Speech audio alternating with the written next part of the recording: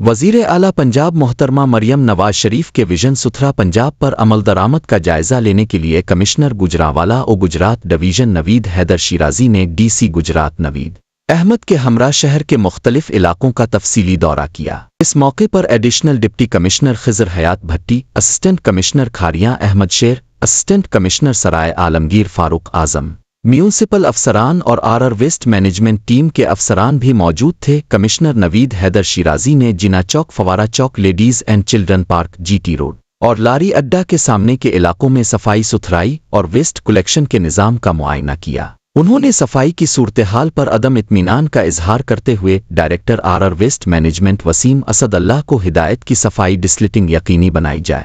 Commissioner نوید حیدر شیرازی نے chief officer municipal corporation خالق داد گاڑا کو ہدایت جاری کی کہ کچرا پھینکنے میں ملوث 25 دکانوں کو فوری طور پر سیل کیا جائے اور آئندہ کے لیے سخت کارروائی یقینی بنائی جائے۔ انہوں نے واضح کیا کہ وزیر اعلیٰ پنجاب کی ہدایات کے تحت صفائی کے نظام میں کوتاہی برداشت نہیں کی جائے گی۔ معائنے کے دوران ٹائر مارکیٹ اور لاری اڈا کے قریب صفائی کی صورتحال انتہائی ناقص پائی گئی، جس پر کمشنر گجرانوالہ نے شدید برہمی کا اظہار کیا۔ آپ دیکھ رہے ہیں پاک نیوز، پاکستان